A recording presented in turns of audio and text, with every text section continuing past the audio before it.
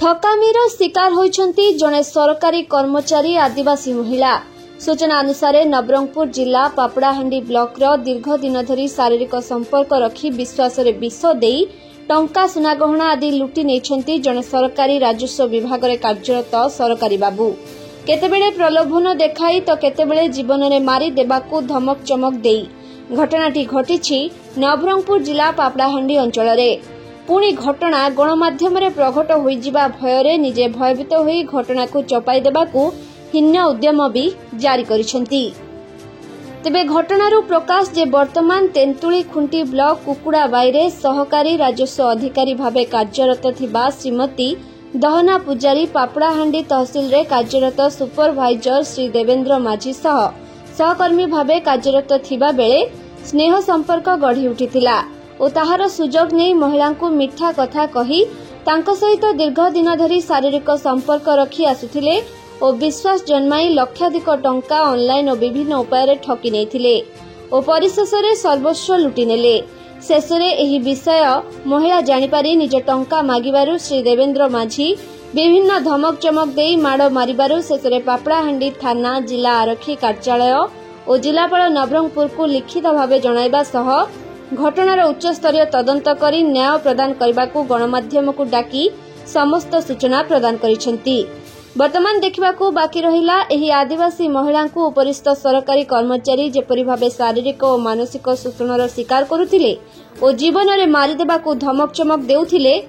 तेबे केबे एही आदिवासी महिला को न्याय मिली पारुछि। वर्तमान बुद्धिजीवी सह जनसाधारण मध्य रे एहा चर्चा जोर धरिछि। तेंतुलगुंडी तहसिल मो पापड़ाहांडी तहसिल जो कार्यरत थी मुखिया सर्कल से रेवेन्यू सुपरवाइजर देवेंद्र माझी मोर सहित विभिन्न प्रकार प्रलोभन देखई मो सहित शारीरिक संपर्क रखिले मो ठारू टंका पैसा सब अडप कर लक्षाधिक टंकार गहना और 12-13 लाख टंका हम पैसा भी नहीं जाए। केंति नेले मैडम सेटा गूगल पे जोगे गूगल पे फोन पे जोगे काली कोन घटनाक्रम घटिछि मैडम काली जेतबेले मो ऑफिस को जाइतले मोर पर्सनल सर्विस बुक सिटी रहि जाइछि मो आनबा पे जाइतले आ सिटी ता सहित देखाबार मो पचारली आ मो सहित तो संपर्क काटी देलो गत मे मास ठारो आ मो संपर्क जेतबेले काटी सारलणी मो नेतिवा पठार नेतिवा सुना आ टंका काई कि तुम पाके थिबो मते फेरै दियो बोली जेतबेले मो कहली परिवार मते सेदिन मो सहित अटैक कले तो आपण कोन करछन तापरे मो थाना रे एफआईआर देछि पापड़ाहांडी थाना रे आ आछि मो एसपी सर को भेटी देछि गुटे अभियोग आ कलेक्टर सर को मते गुटे अभियोग देछि। आपण कोन चाहछन वर्तमान मो यार न्याय पाइबा पे मो चाहछि। मैडम आपण जोटा कहउतले जो देवेंद्र कथा आपण केते वर्ष हो ना केते दिन हो से तांग सहित आपनकर गुटे संपर्क थिला तो मोर संपर्क थिला गत मे मास ठारू आज 3 मास हो मो सहित संपर्क काटी देछन्ती। सेति कोन थिला आपनकर मैडम को प्रकार संपर्क थिला आपनकर तांकर सहित मोर घरे रिलेशन थिला ता सहित मोर पूरा संपर्क थिला स्वामी स्त्री हिसाब रे जा संपर्क रहिबा कथा से संपर्क थिला आ तांगे निजे भी कहिथिले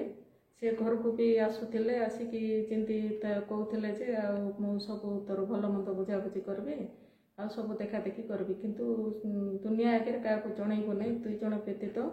एई कथाटा गुप्त रखिबो जदि लोक आगे जनइबो तते जीवन रे मार देबी बोली भी तुमको देइथिले सेति पई 2 जण व्यतीत मो 3 वर्ष जाई तांकर मोर संपर्क को मो का आगे मते मो प्रकाश कर नथिले मो लुचै की रखिथिली गत मे मास थरु मो सहित जेतबेले संपर्क काटी देले मोर फोन ऑफ कर देले गूगल व्हाट्सएप फेसबुक सब ऑफ कर देले तो अदर्स फोन रे मते कॉल करले से रिसीव करले नाही कॉल मोर वॉइस जानि कि फोन काटी दे कि स्विच ऑफ कर देले तो ऑफिस रे देखा करबा गले मते ऑफिस रो से कांत देई करी लुचवा को पळेले बारंबार 3-4 थर भी ऑफिस रे देखा करबा पई मते जायछि किंतु तांगे मते देखि कि तांगे लुचवा पई पळौथिले तो काली मु हठात मोर सर्विस बुक पाई बोले मु हठात तहसील ऑफिस को गली गलारू क्या भी मु न जनईकिना जाइली तेणुक सागे सागे सहित मोर देखा देखाबार मो पचार ये सब विषय ଆଉ ମୋ ସହିତ ଯେତେବେଳେ ସମ୍ପର୍କ କାଟି ସାରିଲଣି ମୋର ଦେଇଥିବା ଟଙ୍କା ଆଉ ସୁନା ମୋତେ ଫେରେଇ ଦିଅ ବୋଲି ଯେତେବେଳେ ମାଗିବାରୁ ମୋ ସହିତ ପୁରା କହୁଛି ମା ଗ୍ୟାରେଣ୍ଟି ନହେଲେ ତୁ କେତେବେଳେ ମୋତେ ଟଙ୍କା ସୁନା ଦେଇଛୁ ତୋତେ ଜୀବନରେ ମାରିଦେବି ବୋଲି ମୋତେ ବେକ ଚିପିକି ଚୁଟି ଗୋଛାଡ଼ିକି ପୁରା ତଳେ ଗୋଛାଡ଼ିକି ପକେଇଲେ ଆଉ ମୋତେ ବହୁତ ମାଡ଼ ମାରିଲେ। ସେଇଟା ତହସିଲ ଅଫିସ ଷ୍ଟାଫ୍ ମଧ୍ୟ ଦେଖିଛନ୍ତି ପ୍ରତ୍ୟକ୍ଷଦର୍ଶୀ। ତ ଏ ବିଷୟଟା ଆପଣ ପାପଡ଼ାହାଣ୍ଡିରେ ପ୍ରଥମେ ଦେଇଛନ୍ତି ଲିଖିତ ଆକାରରେ? ହଁ ଲିଖିତ ଆକାରରେ ଦେଇଛି ମୁଁ ପାପଡ଼ାହାଣ୍ଡି ତହସିଲରେ ଏ ଥାନାରେ ପାପଡ଼ାହାଣ୍ଡି ଥାନାରେ ଲିଖିତ ଆକାରରେ କାଲି ଜଣେଇଛି। ତାପରେ ଏସ୍ପି ସାର୍ କଲେକ୍ଟର ସାର୍ଙ୍କୁ ମଧ୍ୟ ଅଭିଯୋଗ ଦେଇଛି। ନବରଙ୍ଗପୁରରୁ ନରସିଂହ ବାଗଙ୍କ ରିପୋର୍ଟ, କଳିଙ୍ଗ ସମାଚାର।